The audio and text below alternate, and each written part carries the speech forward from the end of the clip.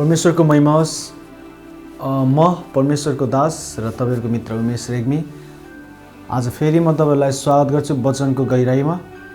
आज वचनबाट फेरि हामी केही अद्भुत कुराहरू हेर्नेछौँ। अद्भुत कुराहरू अनि मलाई आशा छ जति व्यक्तिहरूले यो सुरुबाट नै हेर्दै हुनुहुन्छ, पहिलो एपिसोडबाट नै तपाईहरु धेरै आशीषित भइसक्नु भएको छ। त्यति हेर्दै गर्दा पनि प्रभुको महिमा होस्। हामी वचन सुरु गर्नेछौँ, ध्यान दिएर सुन्नु होला।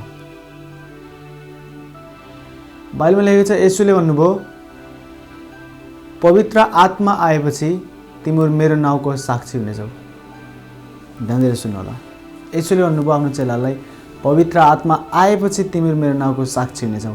अब आज चर्चहरूले त्यही वचन खोल्छ अनि त्यही वचन खोलेर अनि त्यसैलाई फोकस गरेछ। फेरि पवित्र आत्मा आएपछि हामीले शक्ति पाउनेछौँ, पवित्र आत्मा आएपछि हामी साक्षी हुनेछौँ भनेर त्यही कुरामा मात्रै फोकस गरिरहेको छ।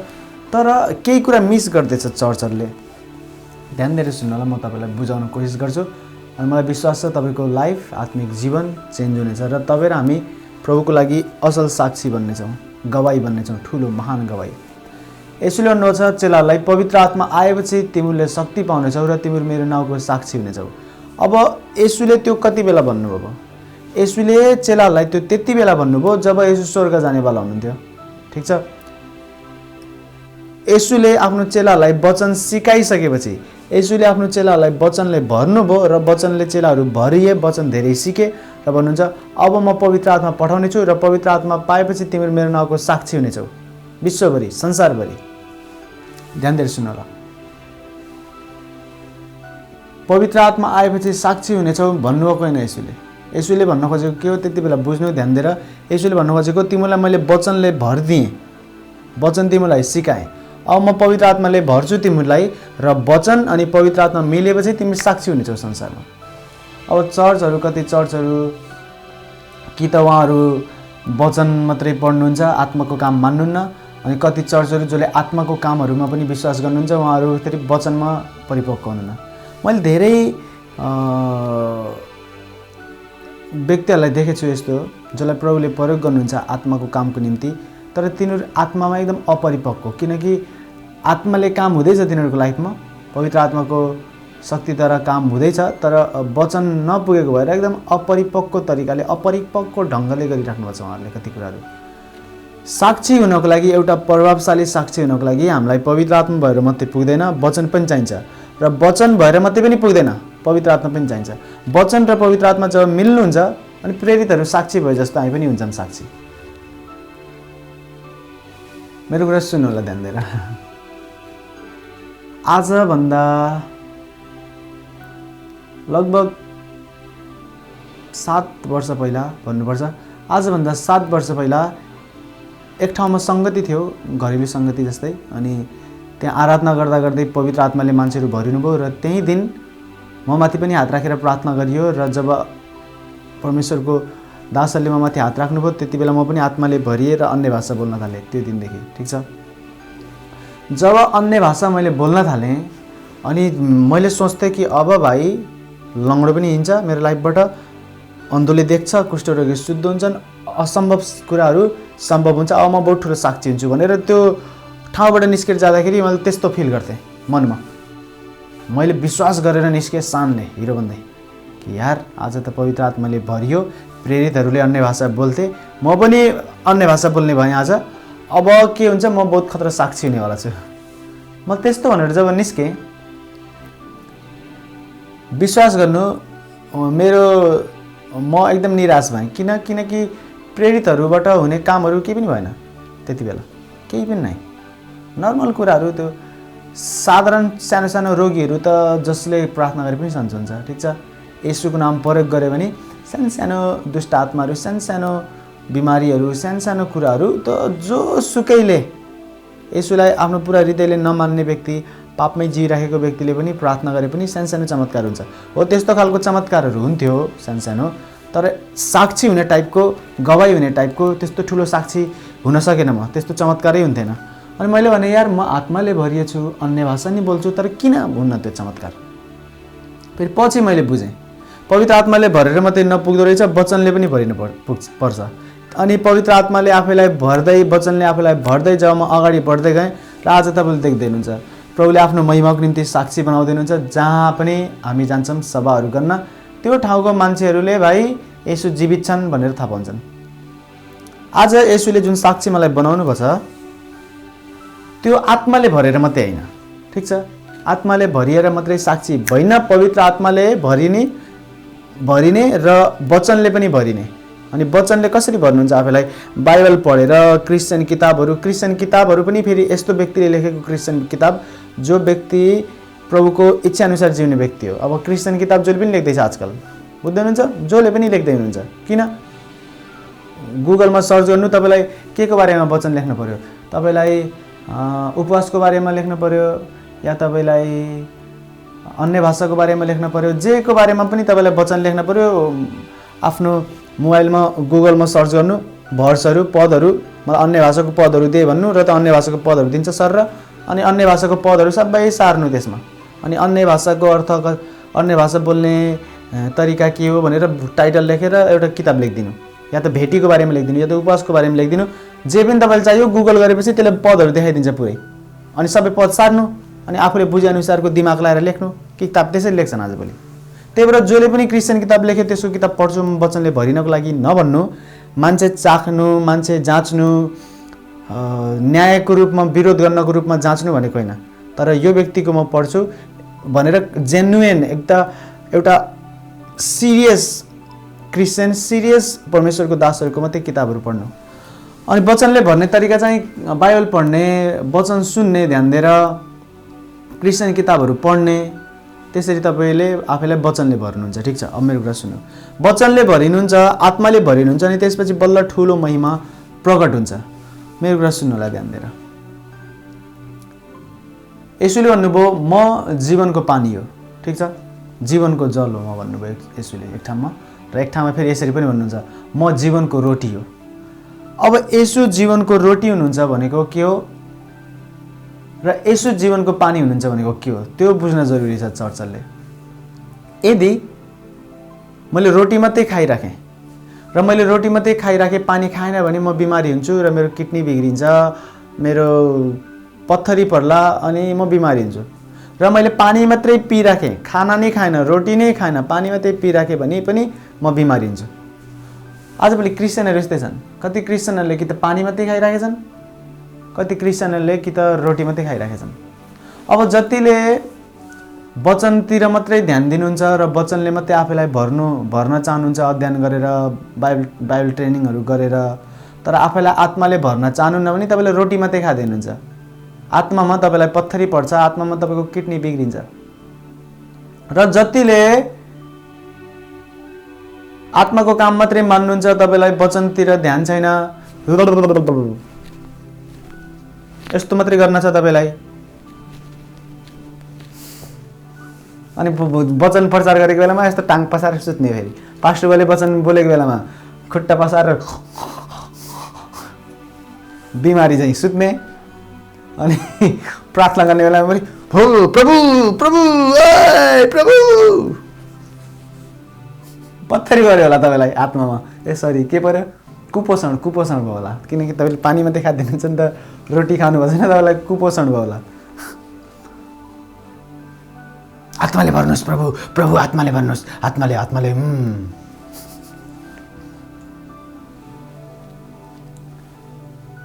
तपाईँ एउटा साँचो साक्षी बन्न चाहनुहुन्छ प्रभुको भने तपाईँ आत्माले भरेर मात्रै पुग्दैन र वचनले भरेर मात्रै पनि पुग्दैन। तपाईँलाई वचन पनि चाहिन्छ, आत्मा पनि चाहिन्छ, ठिक छ। अनि जेन्युन टाइपको आत्मा। म तपाईँलाई हाम्रो नेक्स्ट सेसन हुन्छ नि, यो जुन वचनको गइरहेको छ, यो एपिसोड 3 होला है त। जब 4 एपिसोड हुन्छ नि, यसपछिको अर्को एपिसोड, म त्यति बेला तपाईँलाई सिकाउँछु आत्माले भर्ने कसरी हो, आफैलाई मान्छेले आत्माले कसरी भर्छ, म सिकाउँछु तपाईँलाई। अब आजकल आत्माले भर्ने कसरी हो, थाहा छ। पास्टरले ल आराधना गर्नु, आफैलाई आत्माले भर्नु, एकदम पवित्र आत्मा पिउनु भनेपछि पास्टरले भनेछन् के अरे पवित्र आत्मा पिउनु, अब आत्माले भरौँ। अनि कसरी भर्छन् आत्माले, थाहा छ त्यस्तो? जिउँदो छन् यसो जिउँदो छन् जुन गीत गाए पनि आत्माले भरेको नि त त्यो। यार कति पछाडि छ चर्च। अब कतिले भन्नुलाई हे पवित्र आत्माको विरुद्धमा बोल्दैछ।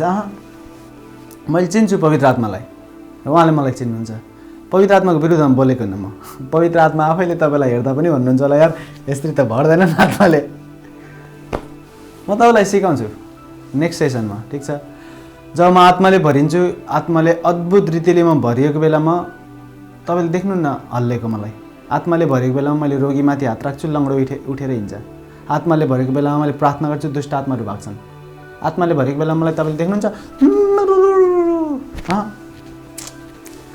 चर्चहरू पछाडि छन् के, पछाडि वचनको कुरामा पनि पछाडि, आत्माको अनुभवको कुरामा पनि पछाडि, ठिक छ? त्यो म तपाईँलाई हाम्रो अर्को एपिसोडमा सिकाउँछु। तर आज म तपाईँलाई केही सिकाउँदैछु, बेसिक कुराहरू, माथिको कुराहरू। गहिरो जान्छौँ भोलि, यो पनि धेरै गहिरो कुरा हो, तर भोलि झन् वचनको गहिराइमा हामी जान्छौँ।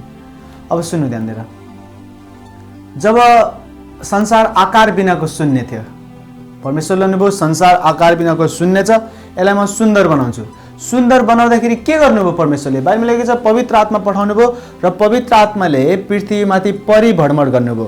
होभरिङ, परिभ्रमण भनेको पृथ्वीलाई पवित्र आत्माले ढाक्नुभयो आफ्नो पखेटाले।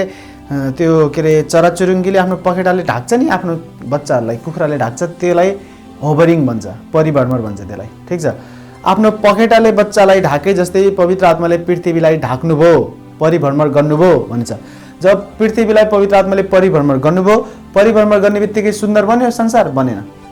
अब भन्नुभयो परमेश्वरले परिभ्रमण गर्नुभयो पवित्र आत्माले, अब यो सुन्दर हुने टाइम आयो। अब यसको नेक्स्ट स्टेप के हो?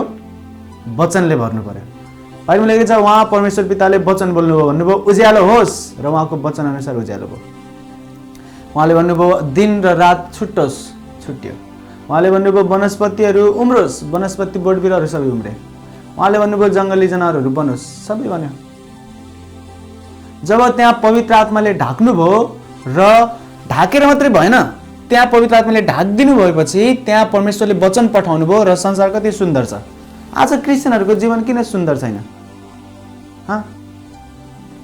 किन सुन्दर छैन? यही त दुईटा कुरा त मिस भइरहेको छ। कति व्यक्तिहरू यस्तो छन् न आत्माले भरिन चाहन्छन् न वचनले भरिन चाहन्छन्, तर कति व्यक्तिहरू यस्तो छन् जसलाई आत्मा मात्रै भए पुग्यो, मलाई त वचनै चाहिन्न भन्छ, र कति विश्वासीहरू फेरि यस्तो छन् मलाई वचन मात्रै भए पुग्यो, आत्मा किन चाहियो भन्छ। हामीलाई पवित्र आत्मा र वचन दुइटै चाहिन्छ। आकार बिनाको शून्य छौँ हामी। हामीमा सुन्दरता ल्याउने हो भने यो दुईटा कुरा चाहियो हामीलाई मेन। बुझ्दै हुनुहुन्छ? ध्यान दिएर सुन्नु होला। अब यो संसारलाई यति सुन्दर बनाउने परमेश्वरले, जसको आकार नै थिएन, अँध्यारो थियो, डरलाग्दो थियो, डरलाग्दो संसार आज कति सुन्दर भयो। तपाईँको वरिपरि होला नदी नाला, पहाड, चराचुरुङ्गीहरू कति सुन्दर सुन्दर छन्। टुरिस्टहरू पनि आउँछ नेपालमा कति ठाउँहरू हेर्न। हाम्रो देश नेपाल बनाउने परमेश्वर, यो सबै संसारलाई कति सुन्दर बनाउने परमेश्वरले तपाईँ जब एउटाको जीवन सुन्दर बनाउन सक्नुहुन्न? इजिली सक्नुहुन्छ, साधारण तरिकाले। तर कमी के भयो? पवित्र आत्माले परिभ्रमण गर्न आउँदाखेरि हामीले पवित्र आत्मालाई इन्कार गरिदिन्छौँ, भन्छौँ नै नै नै नै नै चाहिन्न तपाईँ त। र वचन आउन खोज्दाखेरि कतिले वचन इन्कार गर्छन्, भन्छन् नै मलाई वचन किन चाहियो, वचन चाहिन्न मलाई, म सुते भयो टाङ पसारेर, आराधनाको बेलामा उठाऊ म हल्लिन्छु उठे भएर। बकवास। कतिलाई नमन पनि पर्ला, तर कतिले पहिलेबाट मलाई सुन्दै हुनुहुन्छ भने तपाईँलाई थाहा होला मेरो वचन बोल्ने तरिका पनि। ठिक छ, कति मिनट भयो? 14। ओके, जम्मा 14 मिनट भएछ। म तपाईँलाई अझै गहिरो सिकाउँछु, ठिक छ? ध्यान दिएर सुन्नु होला। म आफ्नो भाइहरूसँग कुरा गर्दैछु, क्यामराम्यानसँग। ध्यान दिएर सुन्नु होला है त। मलाई विश्वास छ तपाईँको लाइफ चेन्ज हुन्छ। परमेश्वरले तपाईँलाई र मलाई यस्तो साक्षी बनाउन चाहनुहुन्छ नि, कति धेरै व्यक्तिहरूले इन्कार गर्नै सक्दैन हाम्रो जीवनमा गवाई देखेको कारण। इन्कार गर्नै सक्दैन त्यसले कि यार यो त झुक्केर भयो होला, होइन यार यो त इन्कार गर्ने बहाना हुन्न। यस्तो साक्षी भनेको एउटा गम्भीर जेन्युइन टाइपको के, इन्कारै गर्न सकिन्न। जब हिरा ल्याएर राख्छ नि, हिरा ल्याएर सुन चाँदी ल्याएर बहुमूल्य कुरा ल्याएर अगाडि राखिदियो भने त्यसले इन्कार गर्छ? त्यसलाई आँखा लाएर हेर्छ, भन्छ हो कति राम्रो हो यो। हो त्यस्तो खालको लाइफ परमेश्वरले दिन चाहनुहुन्छ, त्यस्तो गवाई दिन चाहनुहुन्छ, त्यस्तो साक्षी बनाउन चाहनुहुन्छ उहाँले हामीलाई। साक्षी बुझ्दै हुनुहुन्छ मेरो कुरा? अब साक्षीको लागि वचनले नि भरिने हो, आत्माले नि भरिने हो। अब मेरो कुरा सुन्नु है त। अब कुरा गरौँ आत्माले भरिने व्यक्तिहरूको बारेमा। नेक्स्ट सेसनमा म झन् गहिरो भन्छु, नेक्स्ट एपिसोडमा। तर यति बेला सुन्नु, आत्माले भरिने जब पवित्र आत्मा सुरुमा आउनुहुन्छ नि, त्यति बेला हाम्रो शरीरलाई पवित्र आत्माको एक्सपिरियन्स नभएको भएर हाम्रो शरीर हल्लिने, काम्ने हुन्छ। मलाई पनि हुन्थ्यो, अनि धेरै हुन्थ्यो मलाई पनि, ठिक छ, सुरुमा। तर पछि बाइबलमा लेखेको छ अगमवक्ताको आत्मा हुन्छ भनेको जुन अभिषेक, जुन एनोइन्टिङ परमेश्वरले हामीलाई दिनुभयो त्यो हाम्रो हातमा दिनुभएको छ। सुरुमा पवित्र आत्मा आउनुहुन्छ र हामीलाई केही पनि थाहा नभएको भएर हाम्रो शरीर काम छ, ठिक छ। इलेक्ट्रिसिटी जब महसुस हुन्छ, त्यो परमेश्वरको पवित्र आत्माको करेन्ट जब महसुस हुन्छ, हाम्रो शरीर झर्र काम्छ है त सुरुमा। तर पछि क्रिस्चियनले, त्यो व्यक्तिले आफैलाई कन्ट्रोल गर्न थाल्यो र जुन आत्मा त्यसलाई दिएछ त्यो आत्मा मेरो हातमा छ भनेर त्यसले बुझ्यो भने त्यो इलेक्ट्रिसिटी आउँछ, अभिषेक आउँछ, सामर्थ आउँछ, आगो ओर्ली आउँछ, तर हल्लिन्न, त्यो लोड्दैन, खस्दैन। ध्यान दिएर सुन्नु होला मेरो कुरा है त। अब मेरो कुरा सुन्नु होला ध्यान दिएर। हो, कतिपय अवस्थाहरूमा यस्तो अभिषेक आउँछ जब धेरै कन्ट्रोल गर्न सक्ने मान्छे, धेरै कन्ट्रोल गर्ने क्षमता भएको मान्छे पनि खस्ला, अभिषेकले शरीर उसको कामला, हल्लेला, धेरै एनोइन्टिङ आएको बेलामा। कुनै केसमा मात्रै हुन्छ त्यस्तो, कुनै केसमा मात्रै। बुझ्दै हुनुहुन्छ? ध्यान दिएर सुन्नु होला मेरो कुरा। अब जब पवित्र आत्माले भरिने कुरा हुँदैछ, पवित्र आत्माले भरिने कुरा भनेको पवित्र आत्माले गर्न चाहेको जे हो नि त्यो पुरा गर्नै सक्नुहुन्न यदि तपाईँले कन्ट्रोल गर्नु भएन भने। अब पवित्र आत्मा चाहनुहुन्छ म वर्शिप गरौँ र उहाँले मलाई आगोले भरिदिनु भयो, अनि मलाई फिल भयो आगो शरीरमा, मेरो हृदयमा बलिरहेको छ आगो, आत्माको आगो। तर पवित्र आत्मा चाहनुहुन्छ म आराधना गरौँ, येशूको महिमा गरौँ। अब उहाँको महिमा गर्न छोडेर म हल्लेर सुतेँ, पल्टेँ। सुरुमा त्यो ठिक हुन्छ, सुरुमा पवित्र आत्माले बुझ्नुहुन्छ कि यसले फर्स्ट टाइम एक्सपिरियन्स गर्दैछ, सेकेन्ड टाइम गर्दैछ, केही समय मलाई गर्दैछ यस्तो एक्सपिरियन्स, अझै यसको अनुभव छैन। तर पछि पवित्र आत्मा किन आएको थाहा छ? इन्टिमेट रिलेसनसिप दिन, घनिष्ठ सम्बन्ध दिन पवित्र आत्मा आउनुभएको। पवित्र आत्मा घनिष्ठ सम्बन्ध दिन आउनुभएको छ। म आएँ, अब तिमीलाई भित्रबाट कसरी आराधना गर्ने हो म सिकाइदिन्छु, भित्रबाट प्रार्थना गर्ने कसरी हो म सिकाइदिन्छु। म आएँ भनेर जब पवित्र आत्माले हामीलाई भर्न आउनुहुन्छ, अब हामी भरिदिनु भयो पवित्र आत्माले भरिदिएपछि भित्रबाट कसरी प्रार्थना गर्ने, भित्रबाट कसरी आराधना गर्ने भनेर नसोचेर हामी हल्लेर उफ्रेर गराएर बस्छौँ। पवित्र आत्माले भर्दाखेरि कन्ट्रोल गरेर, फर्स्टमा हुँदैन कन्ट्रोल, म बुझ्छु, तर अलि समयपछि या त छिटै भइहाल्छ कन्ट्रोल है त। अनि त्यति बेला कन्ट्रोल गर्न सिकेर आफैलाई आराधना गर्न चाहनुहुन्छ भने आराधना गर्ने, प्रार्थना गरेको चाहनुहुन्छ पवित्र आत्माले भने तपाईँको हृदयमा बोल्नुहुन्छ र प्रार्थना गर्ने। बुझ्दै हुनुहुन्छ? अरे यार, अब कहिले कति मान्छेले यस्तो पनि देखाउँछन् कि मानव मैले कहिले पवित्र आत्मा एक्सपिरियन्स नै गरेको छैन। तपाईँले बुझ्नुहुन्न मसँग के भन्छ, तपाईँलाई के थाहा, मैले कस्तो अनुभव गरेको तपाईँलाई के थाहा? अरे तिमी घमण्डी छौ अनि सङ्गति डिस्टर्ब गर्न आएको, तिमी फाइनल हो कुरा त्यो। क्वायर टिमले वर्शिप लिड गरिराखेको छ, बिचरा 2-3 दिन पहिलाबाट प्र्याक्टिस हुन्छ तिनीहरूको वर्शिप लिड गर्न, त्यसले वर्शिप लिड गर्दैछ। तपाईँ आत्माले भरिनुभयो, आत्माले भरिनुको भएको मतलब उफ्रेर कराउने, क्वायर टिमले भन्दा जोडले कराउन थाल्नुभयो। तपाईँ क्वायर टिमको माइकमा बोली सुन्ने छैन, अब तपाईँको सुनिन थाल्यो ठुल्ठुलो कराएर। अनि कसैले भनिदियो यार यस्तो नगर्नु, भित्रबाट हृदयबाट मात्रै प्रार्थना गर्नु, या त क्वायरसँगै गाउनु या त रोएर प्रार्थना गर्नु। तपाईँले के थाहा? तपाईँले कहिले पवित्र आत्मा महसुस गरे पो? म त थम्नै सक्दैन। त्यो नाटक हो, ढोङ हो। मरेको मान्छे जीवित पार अनि मान्छु म हो। पवित्र आत्मा त्यो गर्नलाई आउनुहुन्न।